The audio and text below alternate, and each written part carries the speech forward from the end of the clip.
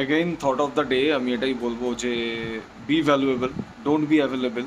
কারণ আজকের দিনে মানুষের সাথে তুমি যদি একটু হেসে খেলে কথা বলো, তারা হয়তো মানে যে কোনো পজিশন, যে কোনো সিচুয়েশনে থাকতে পারে, তারা তোমাকে জাজ করবে, মানে ফর শিওর তোমাকে জাজ করবে।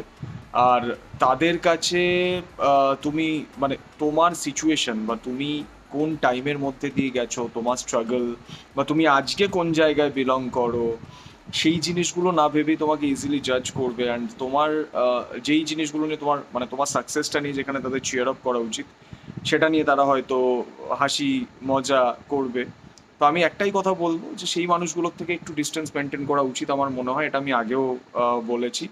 আহ, তো এটারই মানে এটা ট্রু ফ্যাক্ট। আজকের দিনে তুমি এটা দেখবে যে তুমি যদি কারোর সাথে হেসে খেলে মিশে যাও, মানে একদম মানে যেখানে তোমার মানে মানে অ্যাটিটিউড লেস হয়ে, সেই মানুষগুলোর বোঝা উচিত যে আহ, তোমারও একটা সত্তা আছে, তোমার নিজেরও একটা জীবন আছে, তোমার নিজেরও একটা লাইফ আছে। কারণ তোমার ভালো জিনিসগুলো দেখলে তারা হয়তো বলবে ও এখন এটা করছে, বা টাকা দিয়ে এটা করছে, এটা হয়েছে টাকা দিয়ে। যেই জিনিসগুলো নিয়ে তুমি খুশি থাকবে, দেখবে সেই জিনিসগুলোকে তারা ডমিনেট করবে, বা বলবে যে ও এটা তো টাকা দিয়ে করে হয়েছে, কিংবা এটা তো নর্মাল মানে ব্যাপার, বা তুমি তো এটা না এটা করতে পারো। কিন্তু তারা এটা দেখবে না বা এটা ভাববে না যে যেই জিনিসগুলো তুমি করেছো, সেই জিনিসগুলো কি তারা করতে পেরেছে, কিংবা তারা আজকে তাদের লাইফে কি করছে। তো কখনো মানুষ নিজেরটা দেখে না, এটা ব্যাপার।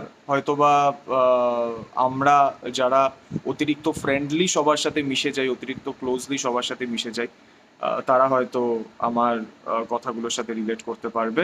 So always remember that be valuable.